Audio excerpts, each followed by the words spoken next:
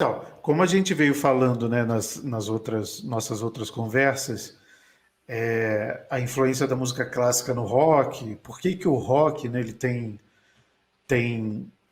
tanta familiaridade com a música clássica? Então a gente já viu, né, que tem muitos músicos que têm a ver com a educação musical dos países, né, nos quais eles crescem, com os instrumentos que eles começam a tocar em suas juventudes, e esses instrumentos eles primordialmente se ensina ou se aprende com algum método que vem da música erudita, da música clássica, né?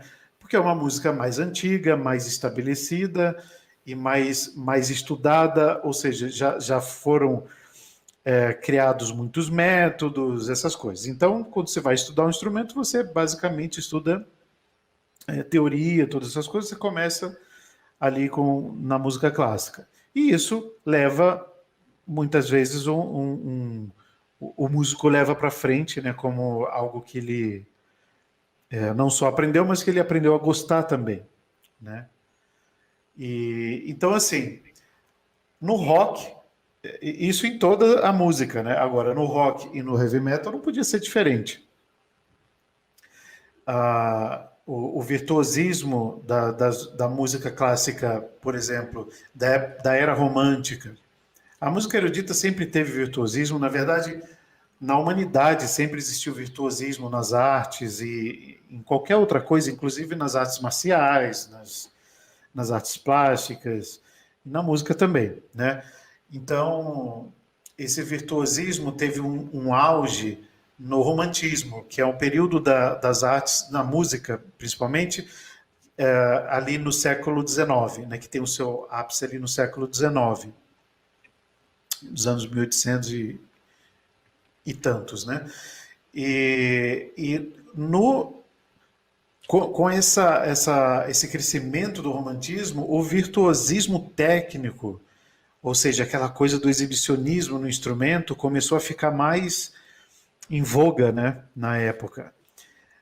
As pessoas gostavam de ver, elas ficavam maravilhadas em ver um pianista que tocava muitas notas, um violinista que arrebentava ali no violino e tal. E isso a gente herdou, né? Principalmente no rock nós temos esse virtuosismo exacerbado em alguns estilos, é claro, né? Então essa é uma o músico gosta daquela coisa, né? De, vou tocar bem, vou tocar um monte de escala, um monte de solo, improviso, essas coisas. Então, nada melhor, né, do que, pô, já que eu sei fazer tanta coisa, vou tocar música clássica, vou mostrar mesmo para a galera. Então, eu separei algumas bandas aqui para a gente mostrar. Se você quiser colocar o primeiro, que é o Accept. Sim. Você me falou, cara, do Accept que tinham pedido, né, na rádio. Eu falei, cara, eu não me lembrar, faz tanto tempo que eu não ouço. E realmente, Então.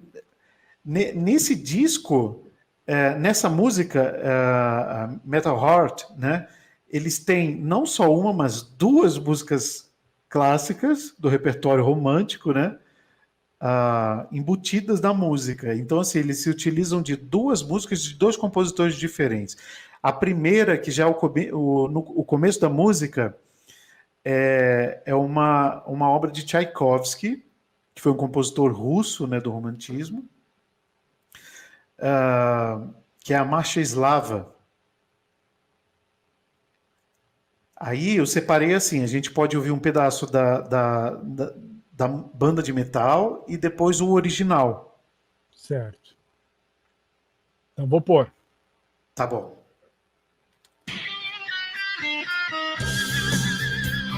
Não, toca o início primeiro. Não entendi, peraí. Toca o início primeiro. O início da música, lá do comecinho? Isso. Porque ele começa com a Marcha Eslava do Tchaikovsky, entendeu? É que se você tinha mandado aqui, tava. Ah, tá início, Eu vírgula pus depois, início, aí entendi. depois, Agora vi. Eu só tinha olhado o número. Foi? Travou. Ih. Deu uma travada. Então, assim, no início tem a Marcha Eslava do Tchaikovsky, e depois no meio, que é esse trecho que você colocou agora, é a Furrelize, de Beethoven. Né? Tá rolando, mas tá bem baixinho, né? Ó. Tá. Esse é o tema da Marcha Eslava, do Tchaikovsky.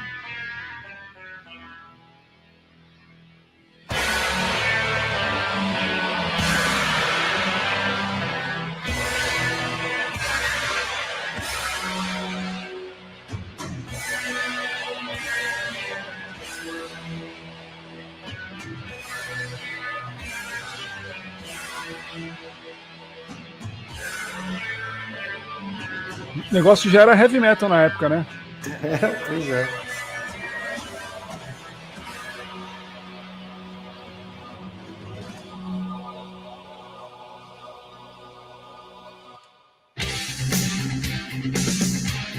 Daí começa o som deles, né? Aí lá pra frente, na hora do solo de guitarra, eles utilizam o Por Elise de Beethoven. Mas tem uma curiosidade, cara. A música Por Elise de Beethoven é chamado... o estilo da peça é chamado de bagatela. Por que bagatela? Porque os compositores faziam, às vezes, peças, compunham peças que assim não eram consideradas grande arte deles, né? Eram peças bem simples mesmo e para vender as partituras para as pessoas tocarem em casa. Por Lembrando isso que tem na o termo. época... Exatamente. O nome, né? Costuma bagatela.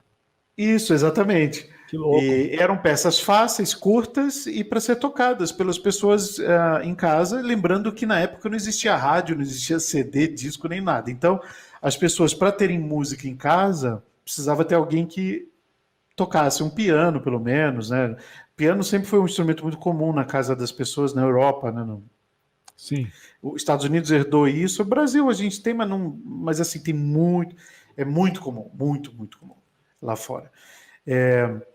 Então essa bagatela ele compôs em homenagem a uma moça chamada Elise. Os compositores faziam muito isso. Eles compunham uma dedicatória a alguém. Normalmente a quem encomendou, ou seja, pagou para ele, né? Ele vai e dedica a essa pessoa, ou então quando ele compunha para algum outro artista que iria tocar e iria fazer a performance da obra. Então ele dava o nome, a dedicatória, não o nome da música em si, mas a dedicatória a esse intérprete, né?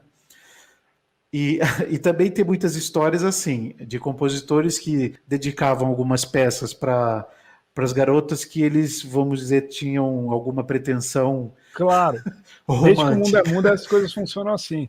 Até hoje. Exatamente. Né? É como se fosse dar um buquê de flor ou uma caixa de Mas chocolate. O também cara cada sabe fazer básica bem. usando a arma que você tem, né? Exatamente.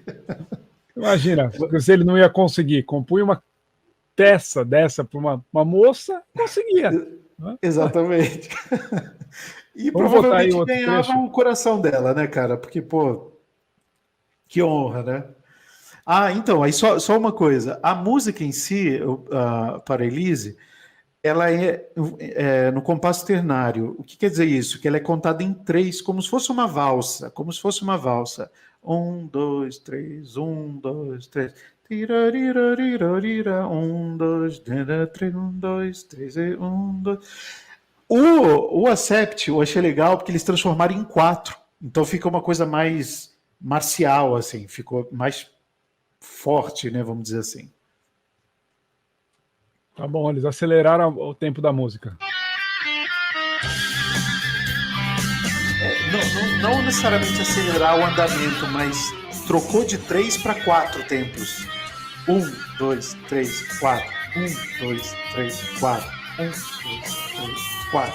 1, 2, 3, 4.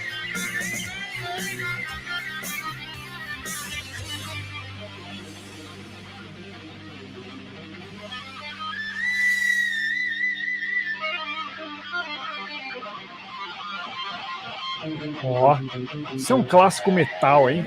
É, fantástico, fantástico. Metal Heart. Ó o solo.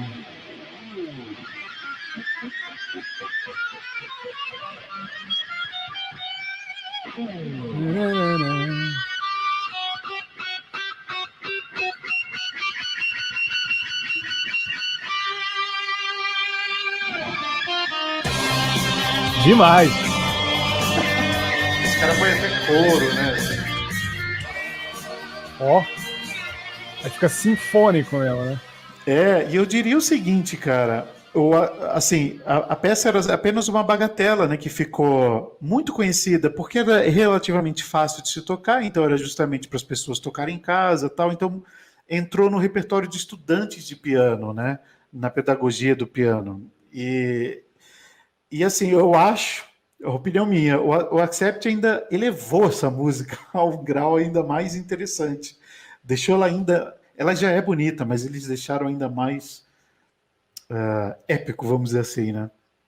O Aí, Alexei, eu acho que aham. em vez da gente ouvir as outras versões, vamos ouvir as das bandas mesmo. Tá bom, Eu acho pode melhor, ser, porque claro, senão vai ficar muito arrastado. claro, claro. Vamos ouvir as bandas de metal que fizeram as versões, porque já tem os trechos, né? Então, Sim, sim. Aí vamos. a próxima, essa aqui já é mais, né, queridinha, assim, do pessoal, É. né, da galera. Evanescence, com Lacrimosa. Ah, aqui no Lacrimosa, canal não, velho. Aqui eu acho que tem mais metaleiro, viu? é mesmo? Bom, Ah, mas sim. assim, do grande público, né, tanto que é queridinha justamente por ser uma coisa, uma banda mais comercial, assim, né? Sim. Mas assim, é bem interessante, cara, porque essa faixa, na verdade, esse vídeo é de um show ao vivo deles que eles têm uma orquestra acompanhando, né? Eu achei muito bonito os arranjos. E, assim, sobre a música, a Lacrimosa é um trecho do Requiem, né? O que é um Requiem? Requiem na verdade, é um texto em latim. É religioso, né? Porque ele é usado nas missas dos mortos. Então, a música que se utiliza do texto do Requiem, também chamada de Requiem, ela era antigamente encomendada por um compositor para homenagear alguém influente, alguém com uma certa influência social após a sua morte. Então imagina, cara, você morre, vai lá, a esposa ou a família, eu não sei, encomenda um requiem para um compositor, ou seja, uma obra enorme, né? Normalmente tem que ter coro, pode ter solistas também, tem que ter voz, né? Por causa não pode ser só instrumental, por causa justamente do texto e para a grande orquestra. Então era uma coisa assim, uma vantagem assim de pessoas que tinham poder, né, ou dinheiro, ou poder social, enfim, alguma influência. E elas recebiam essa homenagem. E, lógico, como eram obras de arte, ficaram para a história e hoje em dia são apresentadas também em concertos, né? Não necessariamente na morte de alguém. Mas então, esse é um trecho do Requiem de Mozart, que se chama Lacrimosa. E ela já tem uma pegada naturalmente gótica, assim, sabe? Então acho que casou bem com a proposta da Emily, enfim, do Evanescence. Que não tem nada a ver aqui, no caso, com a banda Lacrimosa, né? É outra coisa, né? A Não, banda certamente tem esse nome pela mesma razão, né? por causa do Requiem, com certeza eu tiro de lá, né? Mas é isso aí. Vamos ouvir então.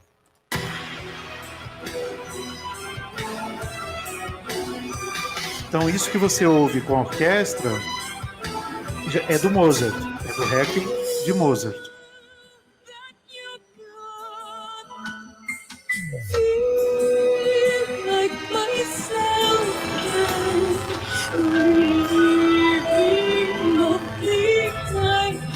arte dela é uma criação dela em cima da.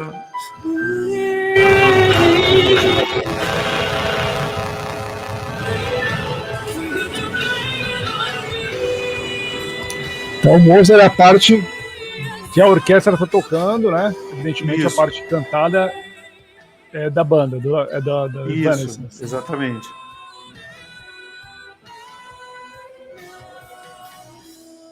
Legal. Eu sempre confundo, cara. Toda vez que eu vejo essa Emily, essa banda Evanescence, eu penso no Nightwish e na Tarja Turunen. Não é, Maurício? Acho que deu uma chupinhada, né? Tem uma proposta parecida, embora o gênero do rock, do metal delas seja diferente, mas tem essa pegada gótica. Eu sempre tive a impressão que o Evanescence é uma espécie de Nightwish mais pop. Isso, é praticamente isso. Foi muito encarado assim, foi inclusive muito acusado por isso, né? Quando apareceu, né? Tipo, lá, a mina, tipo, tem o mesmo biotipo, como se fosse um Nightwish pop, né? Muita gente falava coisas assim, tipo. Nossa, eu não sabia, falava. mas é verdade, eu concordo. Nightwish, eu acho que eles têm. Mas assim, cara, sinceramente, eu acho o Nightwish super pop também, cara. Super pop. Tem uma pegada um pouco mais nervosa, tal, em algumas músicas. Mas, pô, as músicas de trabalho que eles lançam, tipo Fantasma da Ópera, sei lá, os caras, sabe? Umas músicas assim de casamento, coisa que eu toquei muito em casamento. Quando Pois é, trabalhava com casamento, sabe? Assim, eu acho que o pessoal fantasia, né? Mas é pop, aí que tá, é pop, só que a galera fantasia, assim, que tipo, é porque é melhor, não, é porque é uma temática mais malvadona, tem uma estética também. Então, assim, eu posso falar porque eu sou fã, o Rodrigo sabe. Falei, cara, mas é uma coisa que, sim, é popular, mas aí aí no Brasil, por exemplo, já é tido como uma coisa, não, está um patamar acima, porque não é Ivete Sangalo, sabe, alguma coisa assim. É verdade. É basicamente esse tipo de coisa, né, que é baseado muito nessas óticas internas, né. Com certeza, é verdade. Eu vou compartilhar o próximo som, Alexei, e depois a gente comenta. Eu vou sair um pouquinho aqui do foco enquanto está tocando, beleza? Beleza. Esse é o Apocalíptica, sensacional.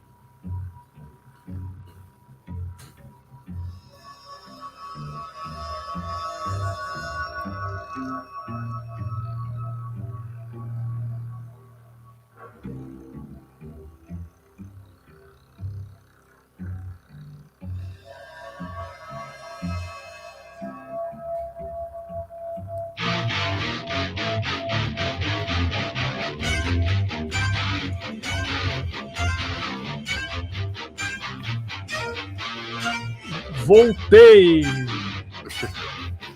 A gente está ouvindo aí o Apocalíptica tocando uma versão de um clássico, certo? Do Savatage, né? Isso, a Savatage fez, Blackmore também, Rainbow, né? Se eu não me engano. E, na verdade, vários, cara, várias bandas fizeram. Mas essa peça é parte de uma trilha sonora do compositor Edvard Grieg, que era norueguês, inclusive. Ele compôs a trilha para uma peça de teatro escrita por Henrik Ibsen, que é um escritor muito famoso lá, né? E essa peça conta a história se chama Peer Gynt, né?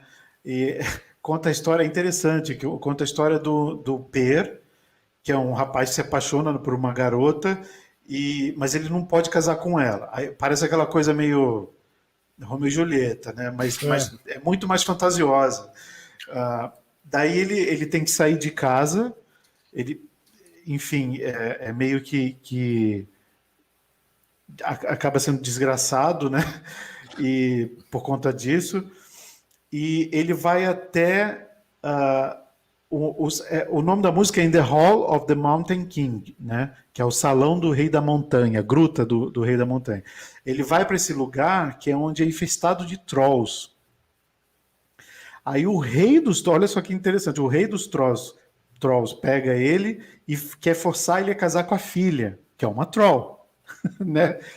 E ele se recusa com ela, ele que se recusa a casar, e aí começa com uma confusão gigantesca. É mó barato, cara. É o mesmo tema que a gente estava falando antes. Do quê? É o mesmo tema que a gente estava falando antes. Isso é a mitologia nórdica. Sim, exatamente. Por isso que eu achei legal assim, falar da história, né, a gente estava falando Trolls, da os série Trolls lá. é uma mitologia nórdica, né? Eles têm do folclore deles, né? É bem interessante. Cara, o The Who também gravou isso. Uma versão desse trecho da música, né? Eu achei muito legal também. Nós estávamos falando da série Ragnarok, né? Tem Isso. muito a ver ali com os seres, inclusive, que até você falou que não queria comentar, né? Para não dar Isso, spoiler. exatamente. Então, Exatamente. tem muito a ver. É verdade. Não vamos falar, vamos lá conferir a série que é legal. Isso aí. Próxima, então, agora vamos para o Brasil. Voltar para o Brasil. Isso. Cara, eu ia optar por uma outra banda, só que ela é muito conhecida, essa outra banda, eu vou deixar até para uma próxima vez. Eu acho que até, se o pessoal curtir, pode ser a gente pode fazer uma parte 2 disso aqui, cara, porque tem muita coisa legal, interessante e diferente. Mas eu decidi, eu não vou escolher o Viper, porque, André Matos, né? A gente falou do André Matos semana passada. Sim. Fez aí 2 anos da morte dele. Eu acho que é mais um motivo para a gente homenagear. Então aqui ele está tocando a famosa Serenata ao Luar de Beethoven. Beethoven, aliás, é um dos favoritos, né, cara, das bandas de metal, assim. Muita banda gosta de fazer versão de músicas do dele. rock, né? Dele. Do Isso, rock, no rock em geral. Desde o Chuck Berry com Roll Over Beethoven. Exatamente, um clássico, né? Década de 50, 57, eu acho. E aí é o André Matos, né, cara? Essa música se chama Moonlight também, né? Que como é conhecida essa sonata de Beethoven, que é uma peça para piano solo, e é do álbum Theater of Fate de 1989, se eu não me engano. Nossa, tem a tradução. A internet tá vacilando, tá travando. Boa internet. Que beleza. Mas aí ele fez uma versão lindíssima, cara, inspiradíssima, nossa. Fantástico. Ô Maurício, eu vou te tirar um pouquinho para ver se melhora aqui. Beleza? Tranquilo, cara, relax. Vamos ver se com uma janela a menos ele fica mais ligeiro.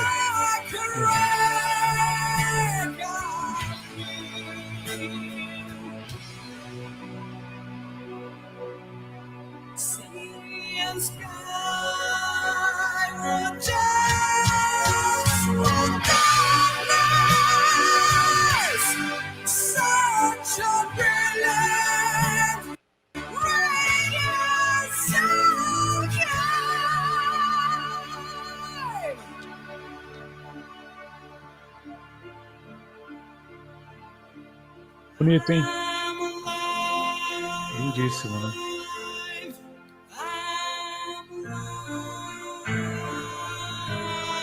Estará vivo Para sempre, né, cara?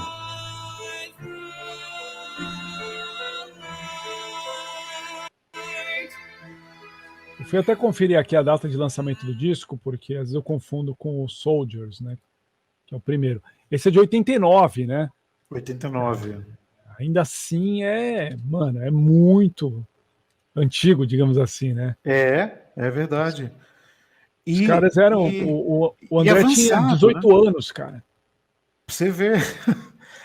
Então, avançado para a época, né? Pô, demais, né?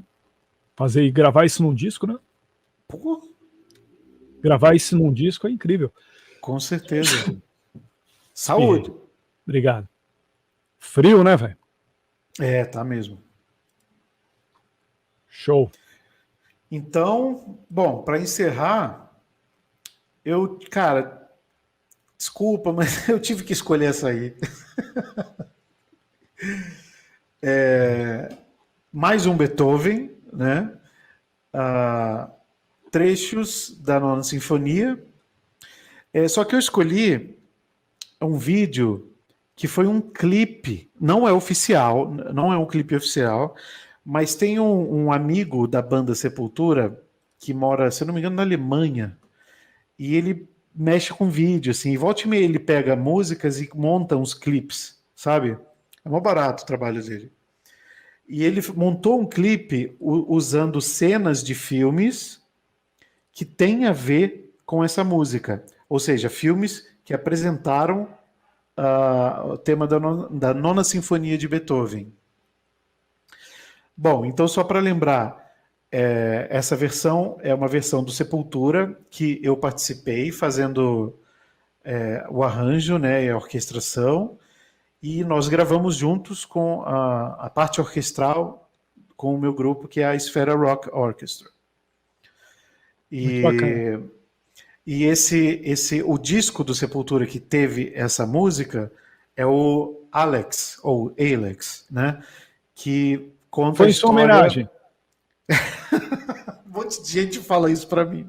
Lógico que não. Embora eu esteja no disco, né? Mas não foi. Na verdade, foi sobre o Laranja Mecânica, né? Que é um livro de um autor chamado Anthony Burgess, mas ficou muito popular com o filme do Stanley Kubrick. E nesse filme conta a história de um bando de delinquentes, um deles se chama Alex, que inclusive é o protagonista, e ele é um psicopata praticamente, delinquente, mas ele é fanzaço de Beethoven, e principalmente da Nona Sinfonia. E ele chama, durante o filme, ele chama Beethoven de Ludwig van, que é o primeiro nome, né? E aí no filme, o que acontece? Ele, como punição pelos crimes dele, ao invés de ser condenado à morte ou algo assim, eles fazem uma espécie de lavagem cerebral com um método, se eu não me engano, o método se chama Ludovico. É assim, eles ficam tocando a música todo momento para ele fica preso numa cadeira, com os olhos até abertos, assim, forçados a abrir, e ficar assistindo coisas horríveis. O que acontece? Que daí o cérebro começa a linkar a experiência de ouvir a música com coisas ruins. Então isso para ele é a maior punição. Seria pior do que ficar preso. Porque ele ama demais o Beethoven. Então essa é mais ou menos a temática do filme, né? E o álbum girou em torno dessa história. E então nós temos aí o resultado sonoro dessa experiência.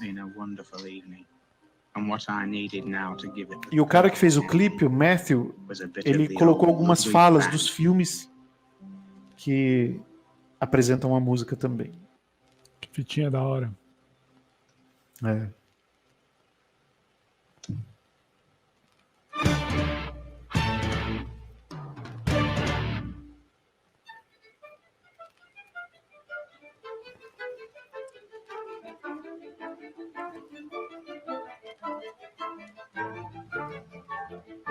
Tem algumas cenas do show que a gente fez. A música é você com a Esfera tocando com Sepultura?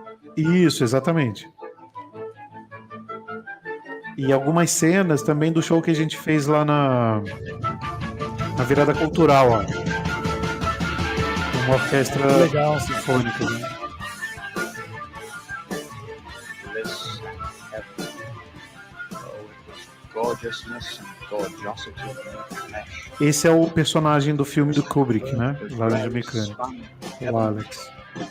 Or like silvery wine flowing in a spaceship, gravity all nonsense. As I swish it, I view such lovely pictures.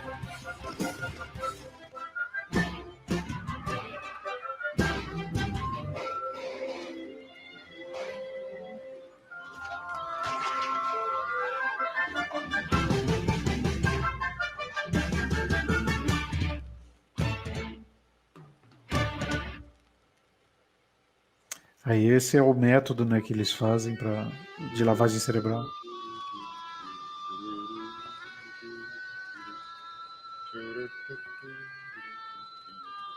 Pô, aí já é Duro de Matar. Duro de Matar, que também tem a música, né? John Phillips, London. I have two myself.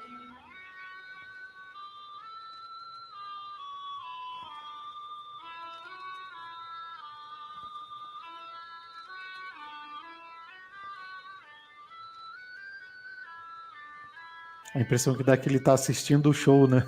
Na tela.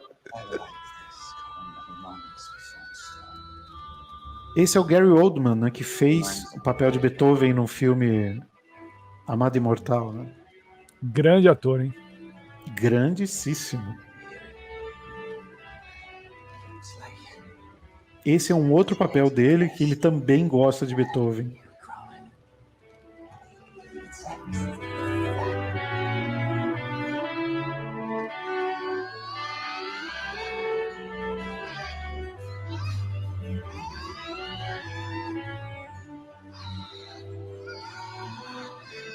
Aí ele fica desesperado, porque não faça isso com o meu Beethoven, não faça isso.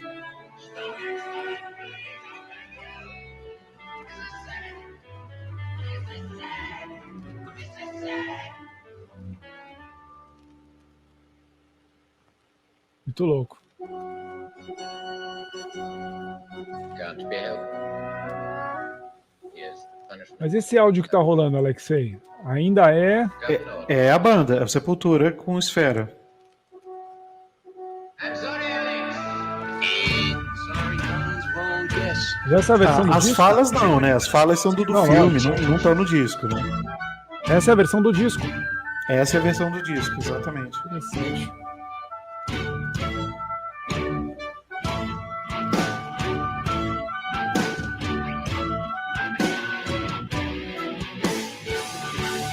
I've learned a lesson, son. I've seen now what I've never seen before. I'm cured, praise God. You're not cured yet, boy. But, sir, listen. I see that it's wrong. It's wrong because it's right against society. It's wrong because everybody has the right to live and be happy without being told something nice.